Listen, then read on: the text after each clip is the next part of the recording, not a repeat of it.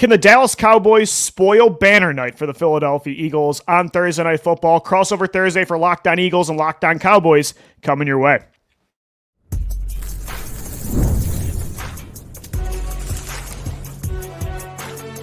You are Locked On NFL Crossover, part of the Locked On Podcast Network. Your team every day. Thanks so much for making Locked On Eagles and Locked On Cowboys your first listen each and every day. This is Crossover Thursday, the first one of the 2025 NFL season. It is presented by PrizePicks. Download the PrizePicks app today. Use our promo code LOCKEDONNFL to get $50 in lineups after you play your first $5 lineup. I'm Louis DiBiase, the host of the Locked On Eagles podcast. He's Marcus Mosher, host of the Locked On Cowboys podcast. Eagles-Cowboys tonight to kick off the 2025 NFL season. Kickoff is at 8:20 right now on FanDuel. The Eagles are 8.5-point favorites. We'll see if that moves, but the over-under is at 47.5. Marcus, we got storylines to get into, matchups to watch, keys to victory, and I want to start with you, man, with storylines, because I think the elephant in the room, the obvious one, is the post-Micah Parsons world for the Dallas Cowboys and just the drama that's been surrounding this organization, even more so than normal. Like, the Cowboys normally are drama, but man, what's the last few weeks been like for you? As I say, Dallas Cowboys storylines, like, my I was saying, but this is another level, man. Yes, and there's a lot of different things we can get into, whether this is a smart team building thing. Was Micah Parsons a drain, like, on the energy in the building? But I think for the most part, Louis, like, Cowboy fans are they're tired, man. They're just tired of all the drama and the nonsense and Jerry Jones. And I think they're so looking forward to football actually being back. The only problem is that they're the biggest underdogs in week one against Philadelphia Eagles, the team they hate the most. So it's kind of like, oh, we're excited that football's back, but this could be rough. I agree. Like, thinking of it through a Cowboys perspective, to watch your most heated rival raise the banner, raise the Lombardi trophy in front of you after you just lost one of the most talented players in franchise history. Like you said, I'm sure it's a good distraction to have the season start, but that's got to be a tough pill to swallow. And I don't think it's to the same degree of like when Andrew Luck retired with the Colts, but just thinking about the timing of the Parsons trade, like right before the season, and how I don't think it'll make Dallas fans hopeless, but don't you agree it just like kind of completely changes the outlook of the season for you guys? I remember talking with Landon McCool, my co-host, and like before the Cowboys even traded Micah, it just felt like the Micah drama had sucked all the air out of this season, right? Like, we should be talking about like Dak being healthy and George Pickens and your new first-round offensive lineman, but this Micah Parsons cloud just hung over them all offseason. And now that the trade has happened, it's like we're all talking about what next offseason is going to bring and what are they going to do with the first-round picks. And yeah, you're right. Like, we just haven't had a chance to get excited about the season. Yeah. And I think there's good reason why maybe Cowboy fans aren't excited about this season. But yeah, I think at least once the games start, we'll be talking about that. At least it's something. What are your expectations for this football team now, like in 2025? I mean, they still have firepower in the passing game. We'll talk about matchups to watch. That's something really for me I'm looking at for the Eagles defense against that Cowboys passing game. But like without Parsons now on that defensive line, I mean, like what are the expectations now, at least from a fan perspective and from your perspective? I think the fan perspective is that this is going to be a very mediocre team, like hovering around that 6 to 7 win range. I'm sure, and listen, I've talked to a lot of Cowboy fans. They're hoping this is a repeat of like 2014 or 2016, where they won a bunch of games with Benson Mayowa and Jeremy Mincy as their top pass rushers. I just don't know how realistic that is, right? But I also think there's a chance that this thing could really get ugly. I mean, their schedule, and you know this because Philadelphia has the same schedule, even just a little bit harder. It's a brutal schedule. It's tough. And if you get out to a 1-4 start, a 2-5 start, you might not be able to recover from that. So I think for Cowboy fans, what they're just wanting to see from this season is some kind of hope, like something that can get us excited about the direction of this team. Show us that there's a plan, because I think for a lot of Cowboy fans, they don't see one.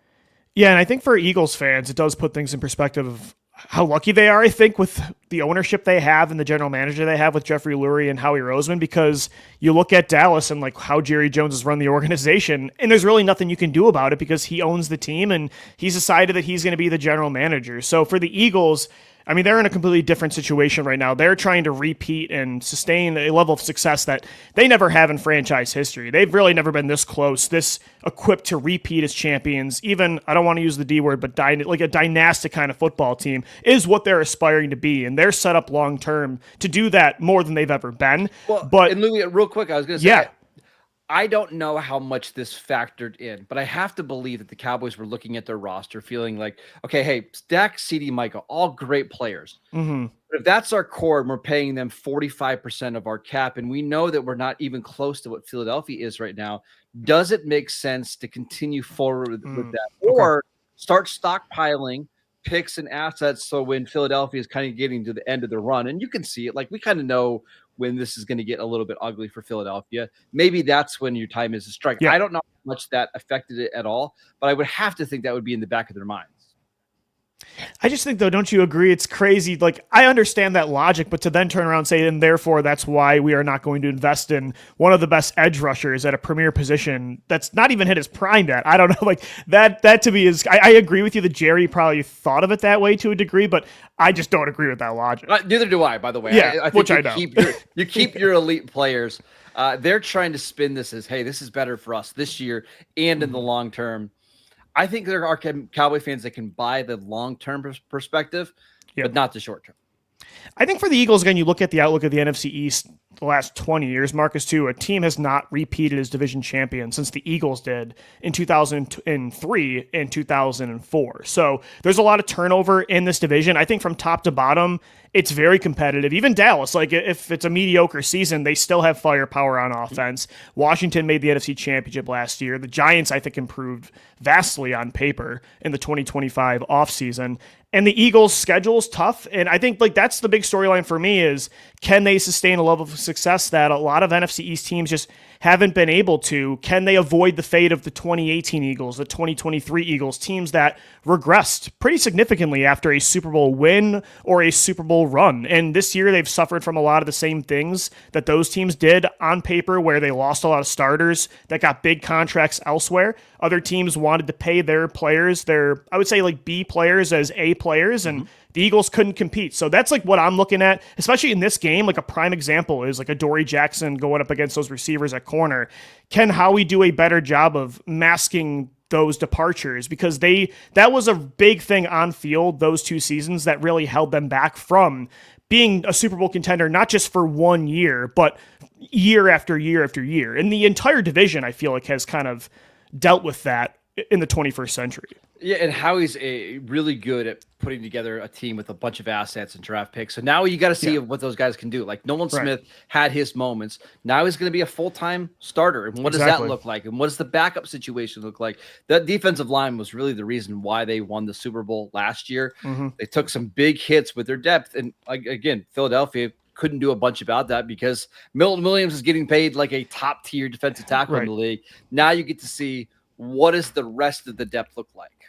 Yeah, I think when you look at both teams, it's really interesting from like talking about a perspective of like roster building, like and how to go about it. To see these two teams in the different timelines they're at, I think is fascinating as just a pure NFL fan. And this game, it's going to be interesting. I think there are a lot of matchups to watch. And when you look at both sides of the ball, I think there will be a few matchups that really dictate if this is going to be a close game or not. Thursday night, which is tonight, 8:20 p.m. kickoff. We'll get into matchups to watch right here on Crossover Thursday. Coming up next, Locked On Eagles and Locked On Cowboys. Today's episode of Locked On Eagles and Locked On Cowboys, Crossover Thursday, we are brought to you by DoorDash. DoorDash, it's almost the weekend. Time to look back and crown this week's MVP on Who Delivered, powered by DoorDash. Just like you can win every Saturday with DoorDash Streaks, saving more every time you order. These players delivered when it mattered most. Let's break it down. For me, looking at college football last week, it was Florida State quarterback Tommy Castellanos who upset the 8th seed in the country, the Alabama Crimson Tide. Had just 152 yards through the air, but had a couple big explosive passing attempts, 78 yards on the ground, and a touchdown. Florida State was able to upset the 8th-ranked team in the world when they were unranked. Incredible performance by Tommy Castellanos. And just like Castellanos delivered for Florida State, DoorDash delivers your Saturdays with DoorDash Streaks. You save every Saturday you order. Stack it all up all season long, and you could save up to $250, including $100 in DoorDash credits. Order this Saturday. Keep the streak alive. Fuel your game day only with DoorDash. Terms apply. Promo period through November 18th. And guys, today's show, we are also sponsored, Crossover Thursday, by Mazda. Mazda crafts cars for those who choose to do more than simply move. They follow what moves them every time they drive, and that's what makes Mazda stand out. They go beyond safety, style, and performance to deliver a driving experience that feels alive in every detail. Mazda offers more than safety. It's won more 2025 IIHS Top Safety Pick Plus awards than anybody else. As an athlete focuses on every detail, Mazda does the same, from metallic accents to hand-stitched Napa leather. It's the small details that make the big plays. Just like there's more to every player, there's more to a Mazda vehicle. Mazda, move and be moved. Crossover Thursday, Locked On Eagles, Locked On Cowboys. I'm Louis DiBiase of Locked On Eagles. He's Marcus Mosher of Locked On Cowboys. We are kicking off the 2025 NFL season tonight, 8:20 p.m. Eastern Time at Lincoln Financial Field. Eagles-Cowboys, one of the NFL's most historic and heated rivalries. And Marcus, again, the Eagles, as you mentioned, biggest favorites of Week 1. According to FanDuel, they are 8.5-point favorites. The over-under now at 47.5. If the Cowboys are going to at least come close to upsetting the Eagles and spoiling their banner-raising night, what are some of the key matchups for you? The Cowboys have to win that matchup to at least come close. Yeah, the first thing is that these Week 1 games across the league tend to be a little fluky, right? And I think that's where the Cowboys will need to capitalize, right? But if they're going to win this game, it's going to be the offense, obviously, and they're going to have to start out fast. There's just no way that this defense, the way that they're currently constructed, has the horsepower to come back in a game, right? Like they need to get a lead and then just try to grind it out. So for me, that's CeeDee Lamb and George Pickens. And it's why the Cowboys made a big investment in Pickens this offseason, is they want to, in their minds, have 2 number 1 receivers that they can attack down the field. And while Philadelphia's got a really good corner in Quinyon Mitchell, it's that other cornerback spot, which you've been talking about all offseason long on Locked On Eagles. Is it Adoree Jackson? Is it Jacorian Bennett? Like who is going to be that guy either covering CeeDee Lamb and George Pickens? And can the Cowboys exploit that matchup? You can believe that you best believe they're going to try their best to accomplish that. I completely agree with you. I think that Adoree Jackson versus George Pickens matchup, depending on if Quinyon Mitchell shadows Lamb, I'm very curious to see what Vic Fangio's plan is. They did not do that much in 2024, but Fangio did say this summer that they would look into that if the matchup dictates it. Also, Quinyon's been playing more on the left side and the right side of corner, whereas last year he was primarily on just the left side because in a Vic Fangio defense, they're playing zone like 90%. But I think this is the kind of matchup where you want Quinyon going up against number 88 all game. If they do that, naturally, if George Pickens is on the outside, he's going to get Adoree Jackson a lot. And I, Marcus, think that Adoree kind of won by default in the cornerback battle. I think they really wanted Kelee Ringo to win it. The reason they let Darius Slay walk to Pittsburgh in free agency, Isaiah Rodgers to Minnesota, is because they thought Ringo was going to take that next step. And maybe the front office still believes that, but I don't think Fangio is as much of a Kelee Ringo guy as Howie Roseman is.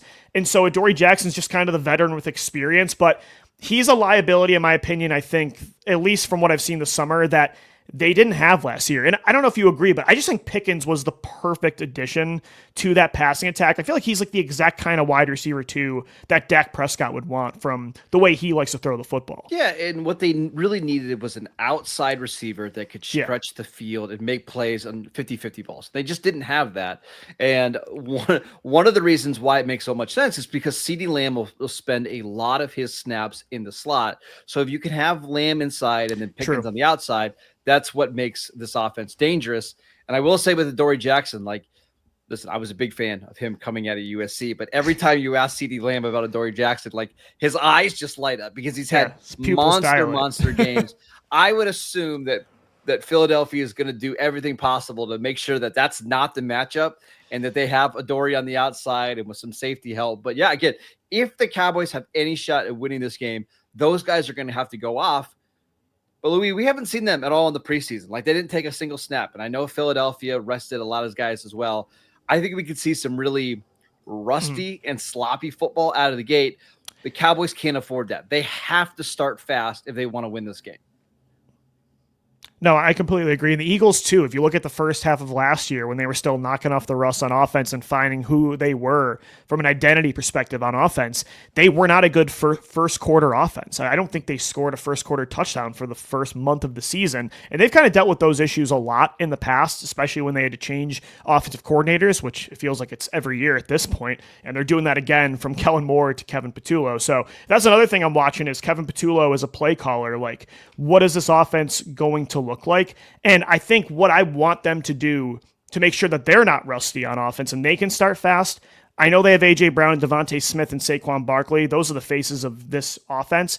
But I want to get Dallas Goedert going early, and because he can win in so many ways at the tight end position, over the middle of the field, run after the catch ability, in the screen game. Like, he's a very good vertical threat as a tight end. If you can get Dallas Goedert paired up against those Cowboys linebackers one-on-one at times and get those mismatches, number 88's a player that, again, I think he's kind of fourth in the lineup from when you're talking about like touches and volume on offense. But Marcus, I think Dallas Goedert against that Cowboys second and third level of the defense, that's something that I think, Jalen Hurts can get more into a rhythm when he targets Goddard, and I think Dallas Goedert could be crucial in this game early on. And that's a really good call because the Cowboys have two new starting linebackers in Kenneth Murray and Jack Sanborn.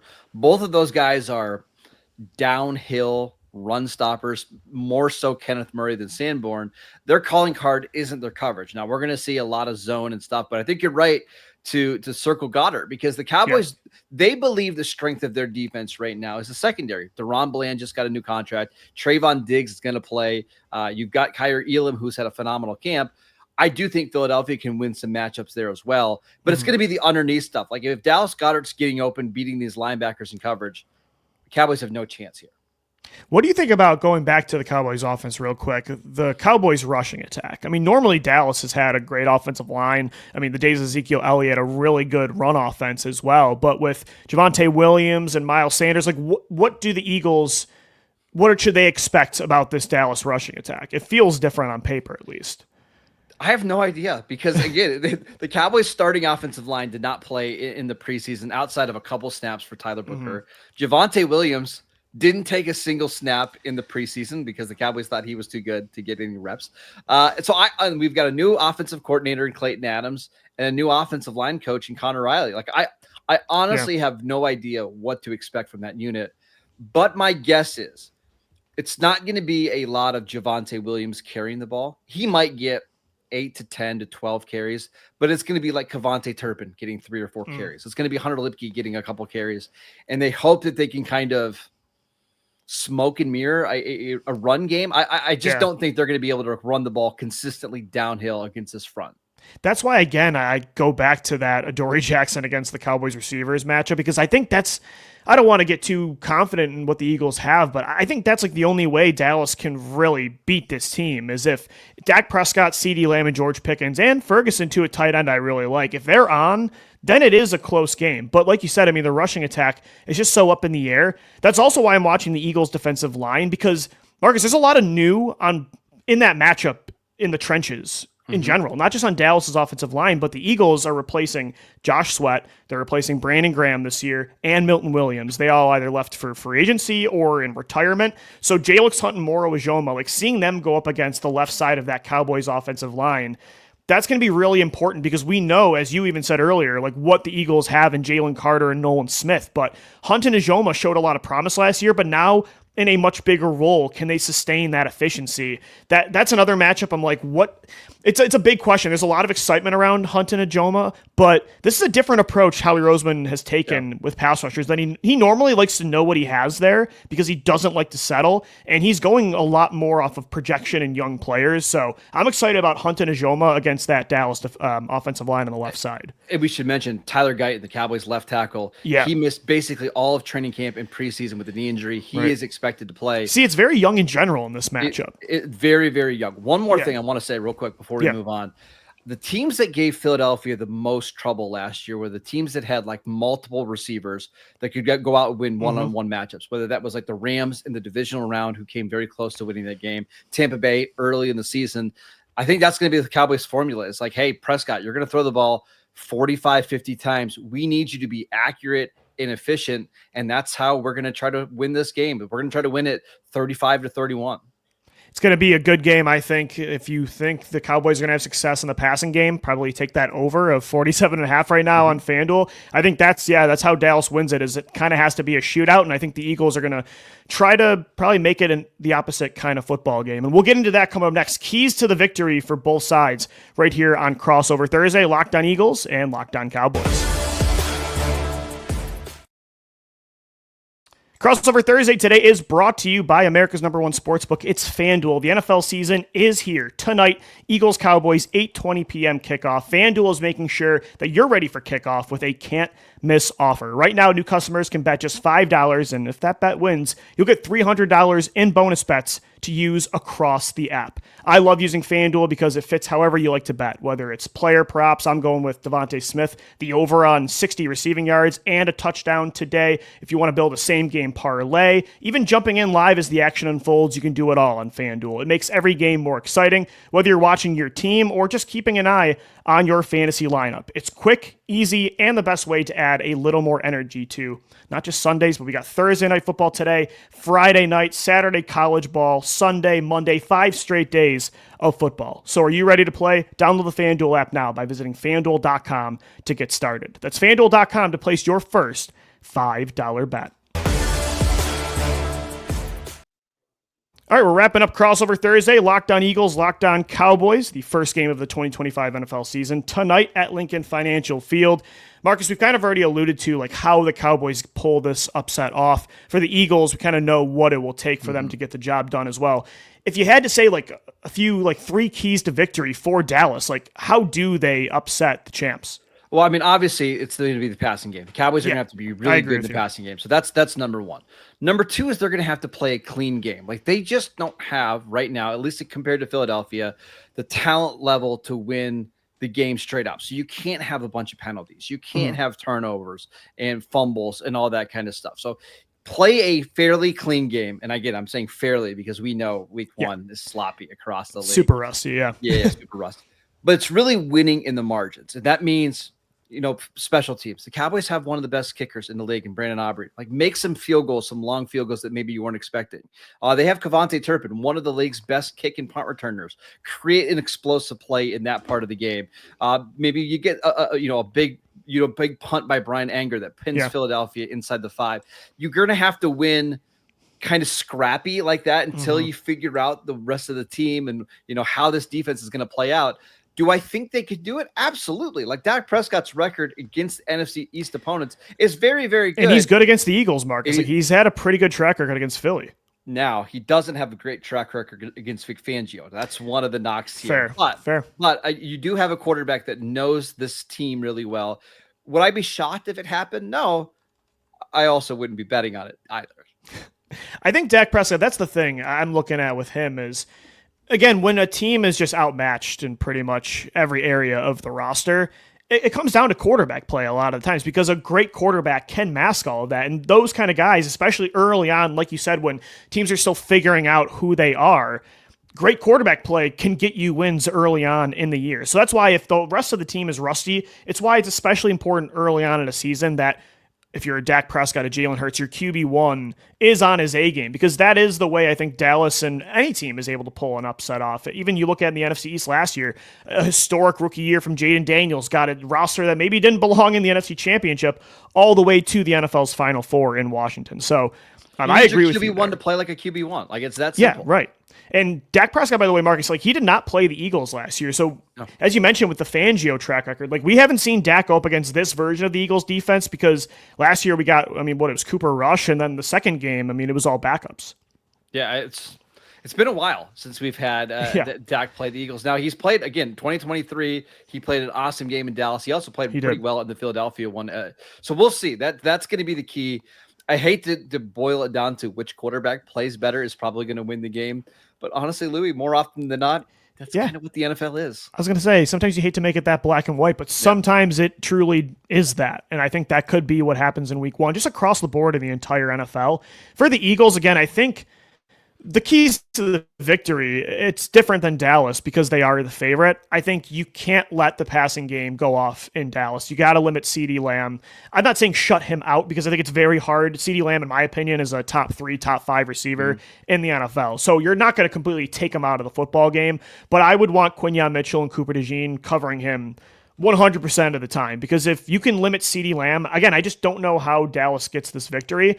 Also, on the other side of the football, obvious, like you said, don't turn the ball over. Don't give Dallas short fields. My third thing, though, is test Dallas vertically. Like you said, the secondary is what Dallas sees as the, strength of that football team. But naturally in that secondary, I think, Deron Bland, Trayvon Diggs are naturally aggressive corners. And I think if you can get them to bite maybe on some double moves, Devontae Smith's had a good track record against the Cowboys. I would definitely want to test them vertically, though. I know Saquon's still going to be their bread and butter, and they're going to run the football, especially if they have a lead. Time of possession will be key. But I do want to see them get more aggressive and vertically in the passing game quicker than they did last season. And I would mention for Dallas, it's the same thing, right? Like, Saquon's going to have a big game. Like, I have absolutely no doubt. But like we saw in that Rams game last year, Saquon had a monster game, but because the Rams were able to limit the passing attack, they stayed in the game, right? So Saquon's going to get his. Just don't give up those 60-yard bombs to A.J. Brown, Devontae Smith. And again, the Cowboys are putting a lot of hope and faith in these corners. Trayvon Diggs coming off a knee injury, Deron Bland likely playing in the slot, Kyer Elam playing on the outside. We'll see how that matchup goes for Dallas. But if they can hang on at all at that side, they might be okay on defense. All right, Marcus, I normally don't like to do predictions because I think, I'm going to take the Eagles. And, normally you'd like to take your team. But I do like to go on FanDuel and see where your head's at with some of these lines. Like at 8.5. Do you think Dallas covers 8.5 here? I don't. I wouldn't be surprised if this game is competitive for a while. And then Philadelphia just pulls ahead at the end. Again, this is everything is setting up for the Eagles to have a big game. They can run the ball. Once they get ahead, they can really choke you out here in these games. I would take Philadelphia to win by double digits. Okay. Do I think it's going to be close into the fourth quarter? Probably not, but I would take Philadelphia to win and cover. Yeah, I agree with you. I think they cover that 8.5. The over-under right now is at 47.5. If, again, Dallas does make them competitive, that tells me that over hits. I'm taking the over because it's going to have to be. Like, Dallas is going to have to turn this into a shootout. And I think, honestly, one of the things that Matt Eberflus, the Cowboys' new defensive coordinator, knows is he's got an offense that can put up points. So he's going to be aggressive. I think you're going to see more blitzes than ever before trying to create those splash plays. So I think both teams score in the upper 20s at least, and that means the over hits by a mile. I'm with you on both. I think the Eagles cover that 8.5, the over on 47.5 hits. Football is back. Week 1 tonight kicks off the 2025 NFL season. Eagles-Cowboys at 8:20 kickoff at Lincoln Financial Field. That'll do it for Crossover Thursday. For Marcus Mosher of Locked On Cowboys, I'm Louis DiBiase of Locked On Eagles. Thanks so much for making Locked On Eagles and Locked On Cowboys your first listen each and every day right here on the Locked On Podcast Network, your team every day.